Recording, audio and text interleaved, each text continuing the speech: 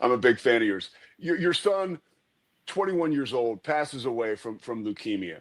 You do an amazing job of keeping his memory alive, but at the same time, there's a zest for life that you still have, that you share as almost part of him with the rest of the world. I lost my brother 2 years ago to cancer at 50 years old. It happened so fast.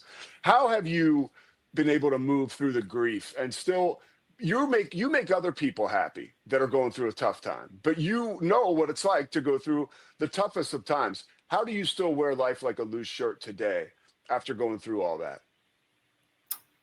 It's a good question because anybody, and first off, sorry about the loss of your brother.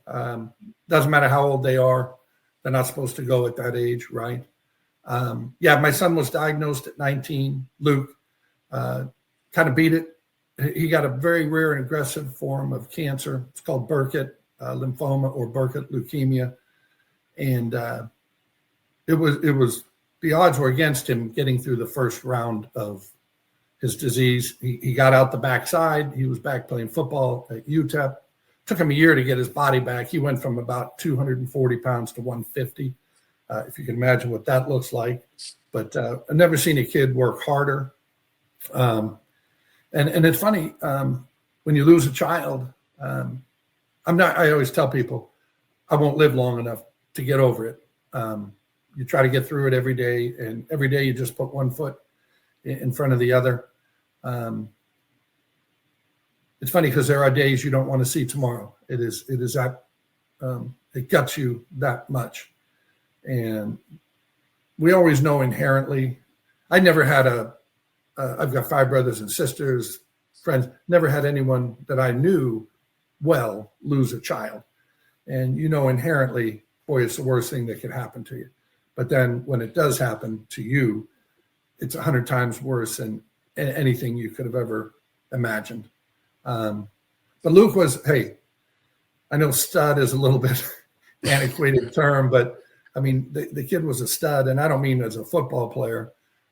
He was a pretty good football player, but just the way he went about handling it, never complained. I mean, never complained. Didn't mean he didn't throw up and all the other stuff that comes with it, and he wasn't in terrible pain, but he never asked why me. I swear it was like, he probably spent 100 nights in the hospital through this treatment. It wasn't something where you went in, took your chemo for 2 hours and got home. He'd be in for a week, 2 weeks. But anyway, the long and short is, I think we all as parents try to teach our kids, how to deal with life, how to deal with adversity. And he showed me more than I ever showed him about how to deal with life. He was amazing. And it's funny. Pete always had a smile on his face. I look at the photos or I'll send somebody a photo or whatever it is. Didn't matter whether he was playing football with his buddies, in the hospital, with a dog. Every photo, you hardly can find a photo without him with a big old smile on his face. It was almost like he knew something about life that we didn't, because the way he went through it. One of his favorite words, Pete, by the way, was amazing. He said, hey, we all say, hey, how was dinner? It was okay. I'd say, look, how was dinner? Oh, Daddy, amazing. Hey, how was the movie? Oh, Daddy, amazing. Everything was amazing. I think we should go through life. When I finish this show, somebody's gonna ask me, how was it going on the Pete Sousa show? And I'm gonna say, amazing. Thank you. But it's cool. I mean, it's a weird place to say thank you, but when I was going through my struggles, I would still see you posting about Luke, and I knew, I was like, there's a way out, and it's weird who you can affect, or it's nice who you can affect, right? And give some hope to, Then I will tell you quickly, there's probably not a day goes by here and that I don't get someone coming up to me saying, I follow you. By the way, if people want to follow me, I'm at Babe Laufenberg, just pretty simple, at Babe Laufenberg on the Twitter.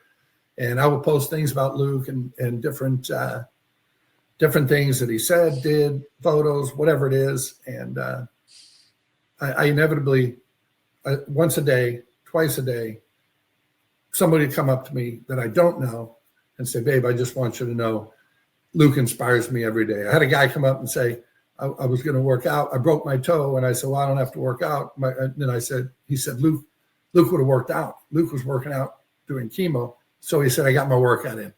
So all sorts of things like that.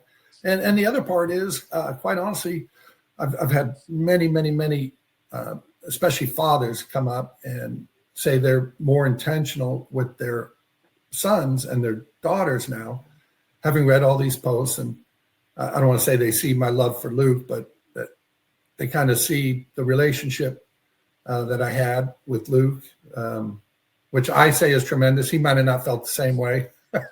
he might say, Dad, come on again.